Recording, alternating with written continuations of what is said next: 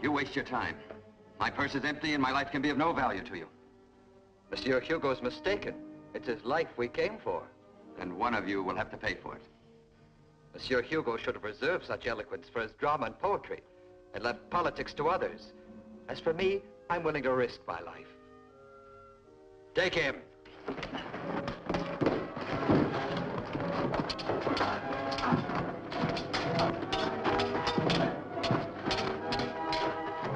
Police! Gendarmes! Police!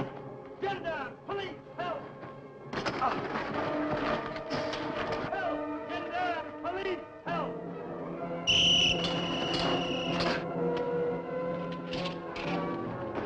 Get out!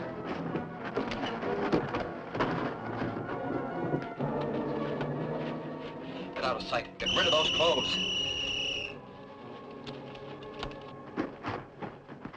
Victor Hugo, Monte Cristo, and your two stalwart friends, Carlo and Jacopo. My thanks. Gentlemen, Monsieur Hugo, what happened? 3 assassins tried to attack me. They were wearing Apache clothing. They went down that alley. We'll try and get them. Yours was a well-timed entrance, my friends.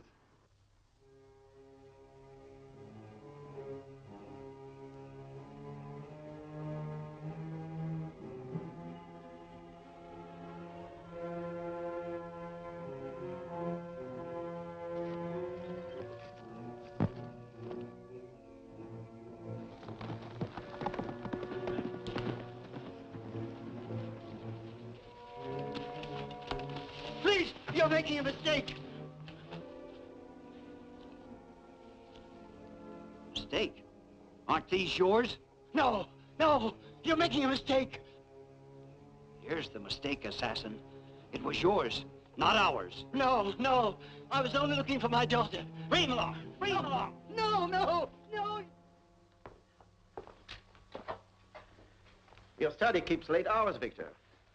Between my writings and my duties in the National Assembly, it must. The two Victor Hugo, the literary genius and the politician. Tonight's business appears to concern the political Hugo.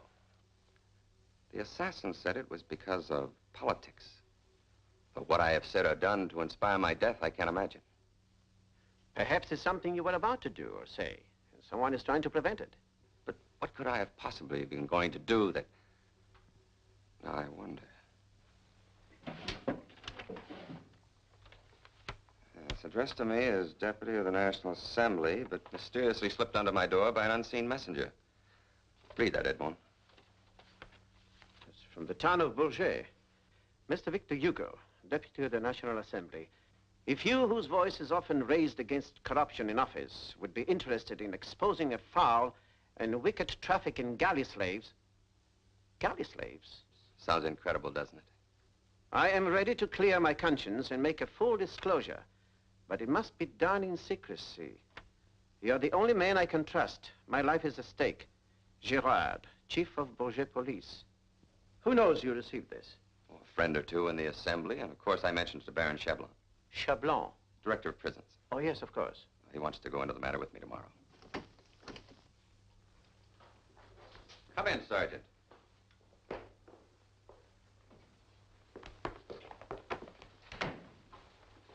I see you caught one of them. In the act of discarding his Apache disguise, Monsieur Hugo. Please, monsieur, I had no hand in it, believe me. Do you recognize him, monsieur? Monsieur, I beg of you, this means my death by the guillotine. The death penalty for tonight's attack? It is automatic, monsieur. He's an ex-convict. 5 years in the galleys. In the galleys? Yes, monsieur. 5 years for stealing a loaf of bread. And persecuted by the police ever since. You take us for fools. pleading that worn-out nonsense?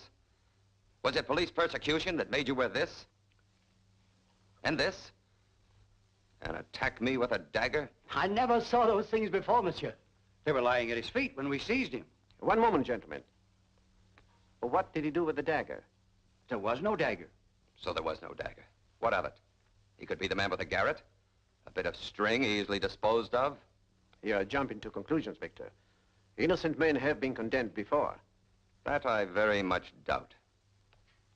What were you doing in that alley? Tell Monsieur Hugo about your imaginary visit to your imaginary daughter. It's true, monsieur. I climbed into the yard of the residence with the hope that my daughter might still be employed there as a maid.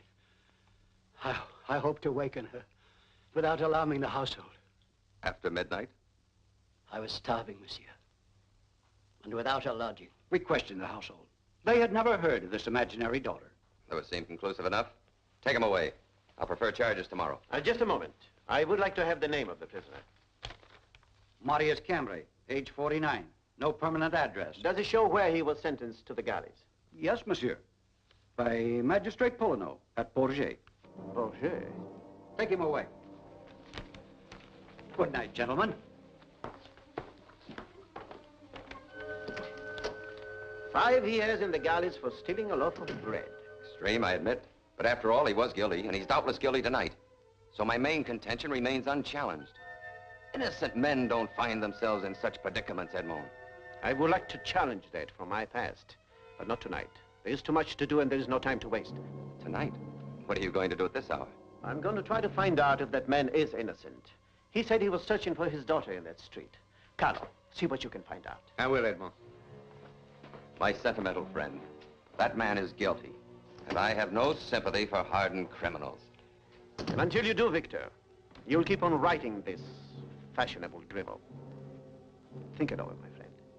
Good night. My friend, while you are trying to prove this convict's innocence, I am going to find out who hired him to assassinate me. Good luck to both of us.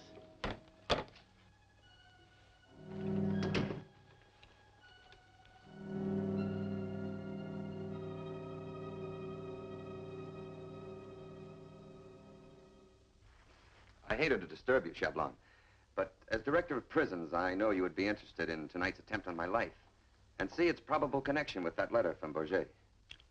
Interested is hardly the word, Victor. I'm profoundly shocked. The appeal of this police chief, Girard, must be investigated immediately. I propose to bring the matter before the Assembly tomorrow, without publicizing the chief's name, of course. No, Victor. Why give these conspirators warning? I have a much better plan. You must answer Girard's appeal in person. You're right, Baron. I'll ride down to Bourget in the morning. That might be too late. I think I have the answer. De Grissac, will you join us, please? The Chief Inspector of Prisons, de Grissac, is visiting me. He's an expert at this kind of thing. Let's put it in his hands. Excellency? Come in, de Grissac. Grissac, I want you to meet my friend, Victor Hugo. A pleasure, monsieur. Mutual, I'm sure. We have an interesting adventure to arrange. The source, perhaps, of a new and sensational Victor Hugo drama. Read this.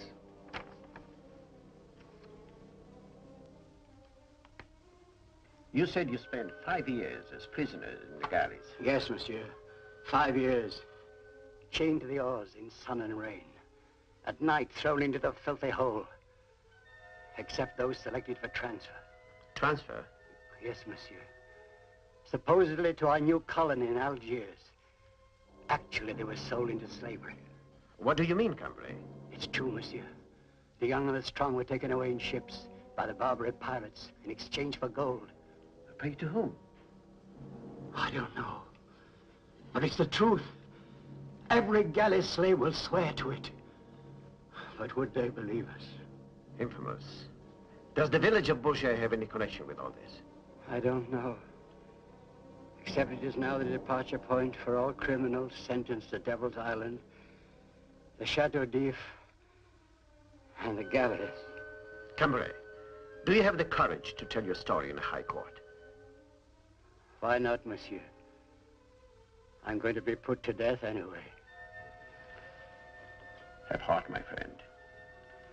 We'll do everything we can about that.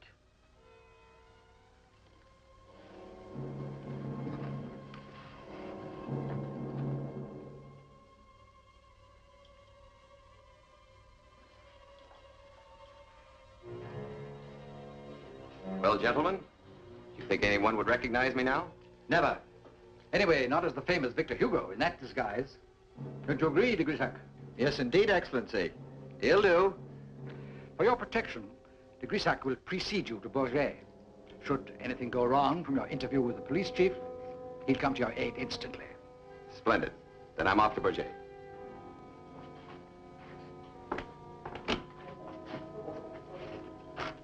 How my friends in the Comédie Française would enjoy this transformation. Enter Gaston Leroux, exit Victor Hugo. Exit Victor Hugo. That's good. That's very good.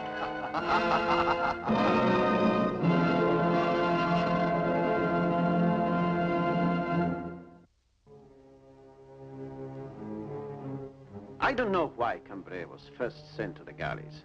If I'm any judge of character, he's an honest man. Thank you, Jacopo. No, Jacopo. No man is born evil. Somewhere along the line of march, he stumbles and gets out of step with humanity. Ah, Carlo. Ah, food. I deserve it after last night's work. Then you did find out something about Cambrai's daughter. He told the truth. His daughter worked at a nearby home up to a year ago. Good work. It's still no proof of Cambrai's innocence. Well, at least it does prove that Cambrai told the truth about his daughter. As for the rest of the story, we must ride to Bourget to find the answers. Fresh horses, Jacopo. We are paying a visit to Chief Gerard of the Bourget police. After I finished.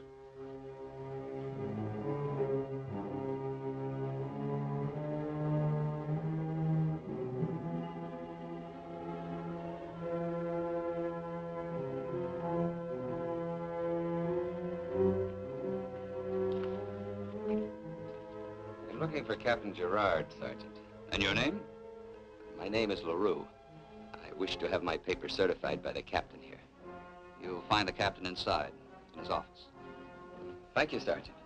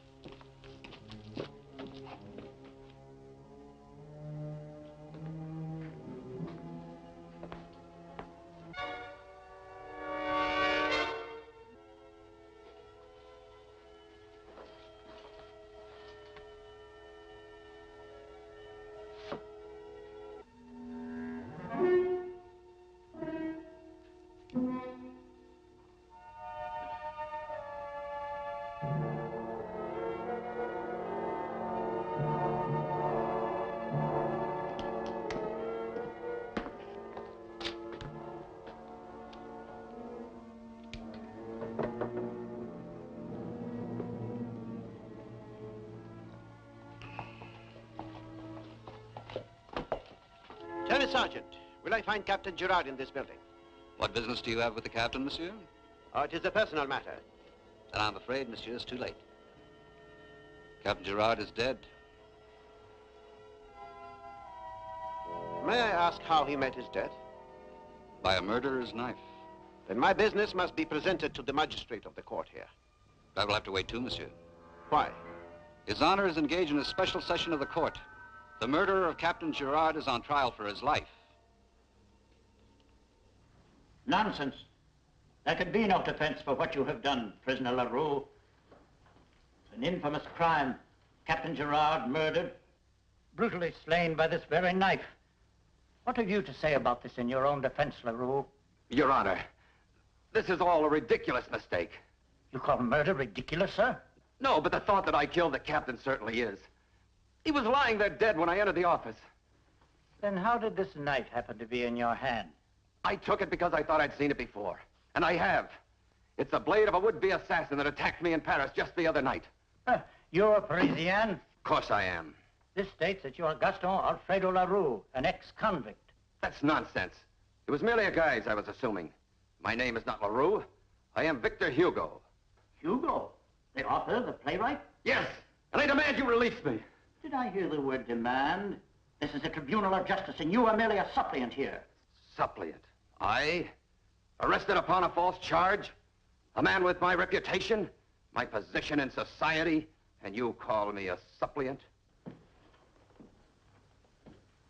Prisoner LaRue, have you prepared your conscience to hear, in proper humility, the sentence which is now about to be imposed upon you? But surely I have the right to trial before I'm sentenced. You have already been tried and convicted, LaRue. Tried? Convicted? Upon what grounds? On the evidence. LaRue, I ask you once again, have you anything to say? I have plenty to say. This is no court of justice. This is a star chamber presided over by a butcher. A charnel house which reeks with injustice. With a scorn for liberty, ignoring the most basic rights for humanity and man. Enough! This is a court of law, not a debating society for convicted murderers. Gaston Alfredo LaRue, having been found guilty of murder, tried and convicted under due process of law, I order that you be taken at once to the galleys at Toulon. There, under the law of France, to spend the rest of your natural life. The galleys? Take him away. One moment, please, Your Honor. Edmond. And who are you, sir, who dares to interrupt the dignity of this magistrate's court? The prisoner seems to know my name, although I can't say I recognize him. I am the Count of Monte Cristo at your service. Monsieur le Comte, I still demand an explanation of your conduct in this court. Well, I understand that the prisoner, whom you call LaRue, claims the identity of a very good friend of mine, Monsieur Victor Hugo. Claiming the identity of Edmond. And if he is, sir, can you supply us with an identification? Well, I must admit that there is a slight resemblance to my friend, but I can't say definitely it's he, for two reasons. What is this nonsense, Edmond? What are you trying to do? First, Victor Hugo is incapable of murder. Second, he always maintained that no innocent Frenchman could ever find himself in the position of the prisoner. An innocent man convicted for a crime he did not commit.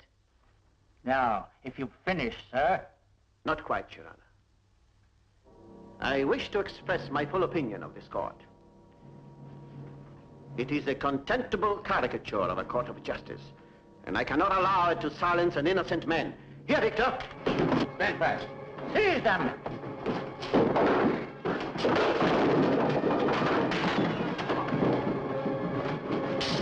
Back! Get back! Get back! Both of you!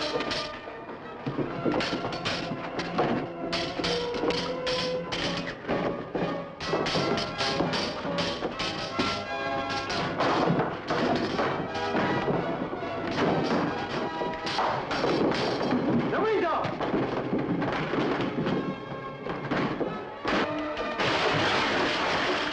Hugo!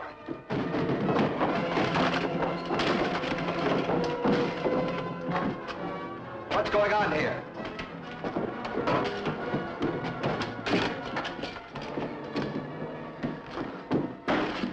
You blundering fool! Get after them!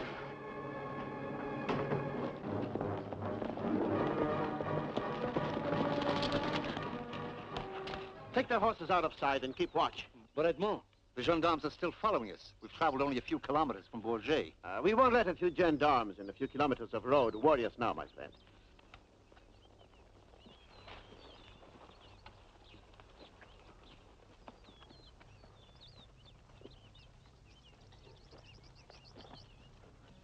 Well, my friend, what do you think of justice as dispensed in the courts of France? I can't believe it, Edmond. Surely these can't be the general conditions in the courts of France. No, fortunately, no. But you can see now what can happen to an innocent man. I can indeed, Edmond. What about Cambrai? Is he innocent too? I'm convinced that he is. He also was sentenced by our mercenary friend, Magistrate Poligno. What do you mean, mercenary? What is usually the capital punishment in France for a convicted murderer? Why, death, of course. Hanging, the guillotine. but Poligno sentenced you to the galleys at Toulon. I wonder how much of a price you would bring at the slave market. Then you think Poligno is trafficking in slaves? Why not? It would mean great wealth for Poligno and the men behind him, if the traffic were great enough. And who can he be? The same men who sent you down here in disguise and who said that the Grisac would protect you. Baron Chablon? What better men than the director of prisons? He was in a position to arrange that all young, able-bodied prisoners shipped through Bourget be sentenced to those galleys as slave fodder. How can we prove it, Edmond? Edmond, gendarmes are setting up roadblocks. Where? There, below. Send out those men. Cover every road.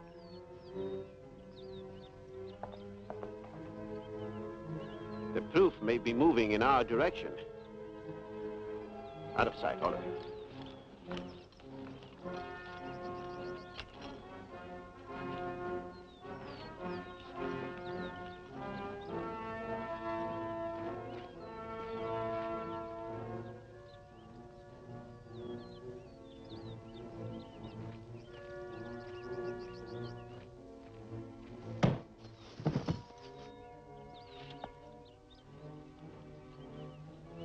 Quietly, if you please.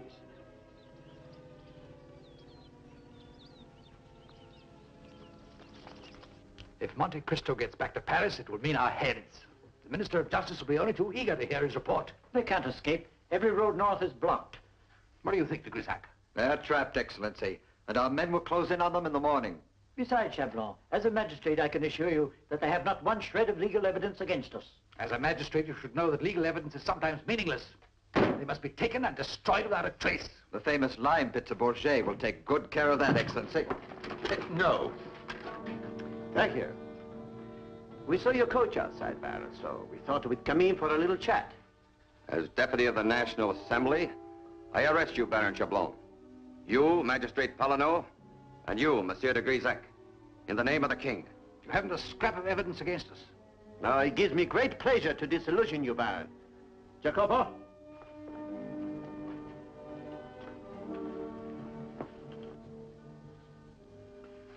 Sergeant Tyrrell has decided to throw himself upon the mercy of His Majesty the King. As token of his sincerity, he has led us to the magistrate's file. There is enough evidence in here to guillotine every one of you, or at least to send you to the galleys. Last act curtain, gentlemen. Oh, not yet, Victor. Exit first. Please, gentlemen.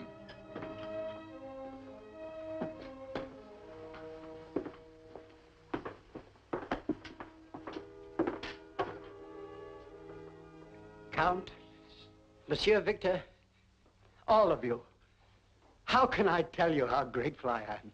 I'm glad you're a free man, Cambrai. And I apologize deeply for my attitude the other night. There is no need, monsieur. I am too happy a man to bear any grudges. We have located Monsieur Cambray's daughter, and the two of them are going to take care of my little farm near Rouen. Why, that's splendid, Edmond. But there should be something that I can do to repay him for... Yes, of course there is, Monsieur Cambrai. I'm going to make you immortal. Immortal? Yes, the hero of a novel. The story of a man who went to the galleys for stealing a loaf of bread, then was hounded all his life by the police. Yes. Yes, that's it.